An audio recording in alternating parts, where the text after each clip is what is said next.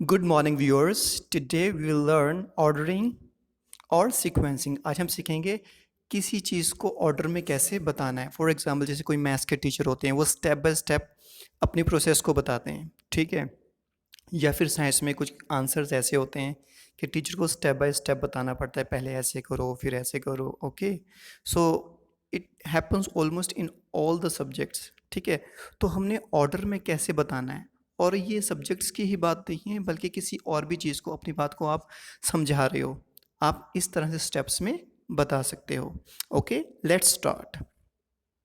First of all you have to realise the importance of this class. सबसे पहले तो आपको इस क्लास के महत्व को, इम्पोर्टेंस को समझना पड़ेगा।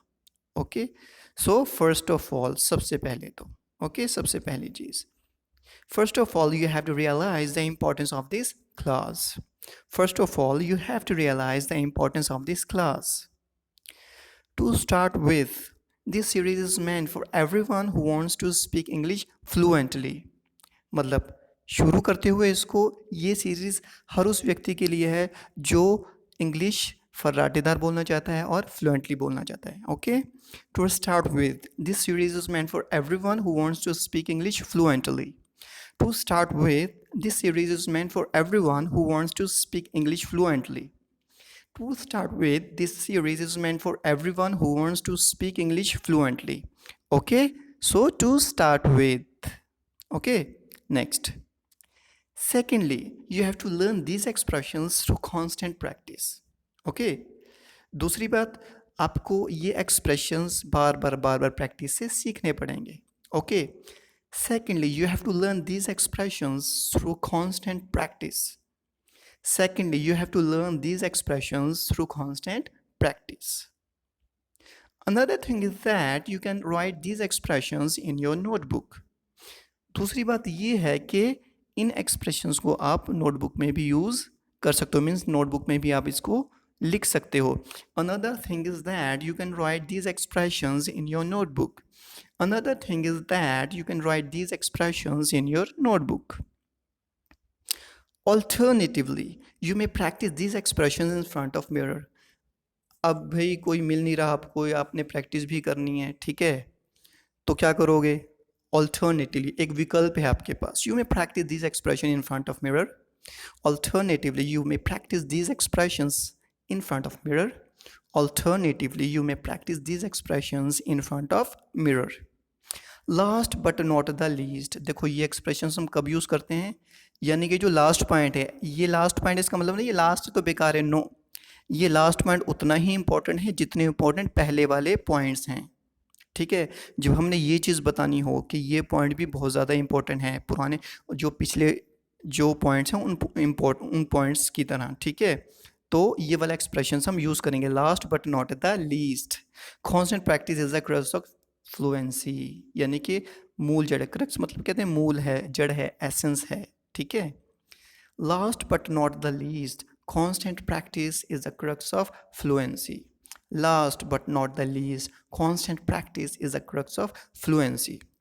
जाकिर हुसैन जो एक बहुत मशहूर तबला वादक हैं, वो क्या कहते हैं, जैसे तो नॉर्मली हम कहते हैं ना practice makes a man perfect, ठीक है ना, ये हम सबको पता है, करत करत अभ्यास, है ना।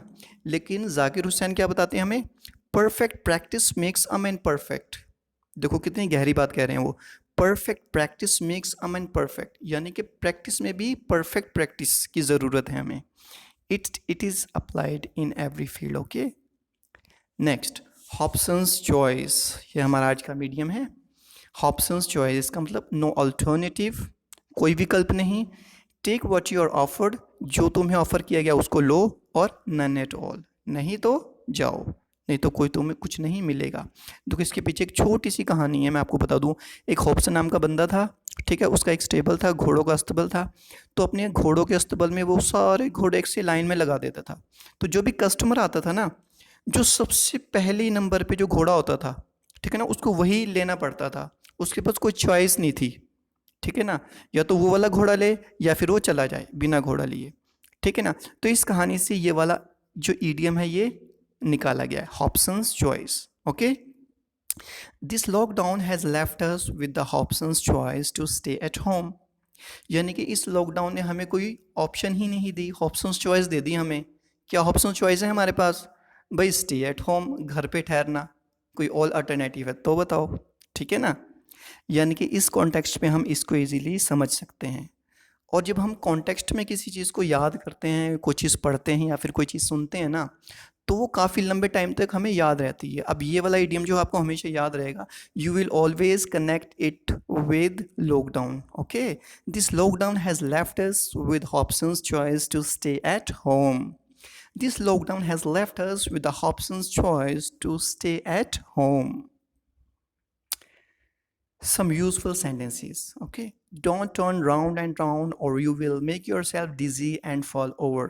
भाई गोल गोल मत मत घूमो, नहीं तो तुम्हें चक्कर आ जाएंगे और तुम गिर जाओगे। ओके, एक और इम्पॉर्टेंट चीज़ यहाँ पर मैं बताना चाहता हूँ। देखो, हिंदी और इंग्लिश ये अलग अलग लैंग्वेजेस हैं। ओके, तो exact translation is not possible all the time. हमेशा एग्जैक्ट ट्रांसलेशन पॉसिबल नहीं है। कुछ केसेस में पॉसिबल है, लेकिन हर केस में पॉसिबल नहीं है। इसको एक एग्जांपल से समझते हैं, सिंपल सी। अब हिंदी में मैंने कहा उसका दिल बाग बाग हो गया। भाई उसका दिल बाग बाग हो गया तो इसका मतलब हमें पता चल रहा है कि भाई वो बंदा बहुत खुश हो गया, बहुत ज़्यादा खुश है, वो बाग बाग हो गया। अब मैं कहूँ इंग्लिश में इसको ट्रांसलेट करो, तो हमारी ट्रांसलेशन वही काम करेगी, his heart became garden and garden. ठीक है ना, ये ट्रांसलेशन काम करेगी। लेकिन ये जो एक्सप्रेशन है बहुत ज़्यादा खुशी को दिखा रहा है। इंग्लिश में इसको हम अलग तरह से एक्सप्रेस करेंगे, जैसे ही फेल्ट ओवरजॉयड, बहुत ज़्यादा खुश हुआ। He felt over the moon बहुत ज़्यादा खुश। He was on cloud 9। अब देखो क्लाउड 9 है, अब हिंदी में हम कहते हैं कि भाई वो तो आज तो 7वें आसमान पर है, बट यानी कि बहुत ही ज़्यादा खुश है, आज तो वो 7वें आसमान पर है। लेकिन इंग्लिश में ही इज़ ऑन क्लाउड 9। तो इंग्लिश और हिंदी डिफरेंट लैंग्वेजेस हैं, इनके एक्सप्रेशंस डिफरेंट हैं। ये तो हिंदी इसलिए बताई जाती है कि आपको थोड़ा सा आइडिया मिल जाए, ठीक है ना, सिर्फ आइडिया के लिए। ये नहीं कि पूरी ट्रांसलेशन पूरा उसके ऊपर डिपेंड हो जाओ। ठीक है ना, got my point? Okay, I hope you got my point. Let's proceed. The children next door make lot of noise, यानी कि जो पड़ोस के बच्चे हैं बहुत ज़्यादा शोर कर रहे हैं। The children next door make a lot of noise, बहुत शोर मचाते हैं। The children next door make a lot of noise. Tea gives some people a burning sensation, यानी कि जो चाय है, चाय से जलन होती है कुछ लोगों को। जलन होती है तो मत पियो चाय, दूध पी लो, पानी पी लो। Tea gives some people a burning sensation. Tea gives some people a burning sensation. There is no moon tonight, भाई आज चांद नहीं निकला। ठीक है ना, होता ना कई बार चांद नहीं नज़र आता। So there is no moon tonight, आज चांद नहीं निकला। There is no moon tonight. The spring water has medicinal properties, यानी कि जो झरने का जो पानी होता है ना, उसमें मेडिसिनल प्रॉपर्टीज़ होती हैं। अब देखो इसको अपने कॉन्टेक्स्ट में हम कैसे यूज़ कर सकते हैं। जैसे लोकली कोई काढ़ा बना देता है, कोई ऐसा मिक्सचर बना देता है ना, लोकल जो दवाई होती है जो फ़ायदा करती है नज़ले खांसी में, जैसे कोई काढ़े बना देते हैं। ठीक है, so this mixture has medicinal properties, हम ऐसा बोल सकते हैं। The spring water has medicinal properties. Okay, इसमें मेडिसिनल यानी कि औषधीय जो गुण होते हैं वो होते हैं। I hope you understand. Okay, if you liked it, please hit the like button, and of course you can share it with your friends. And thank you so much. Have a nice time.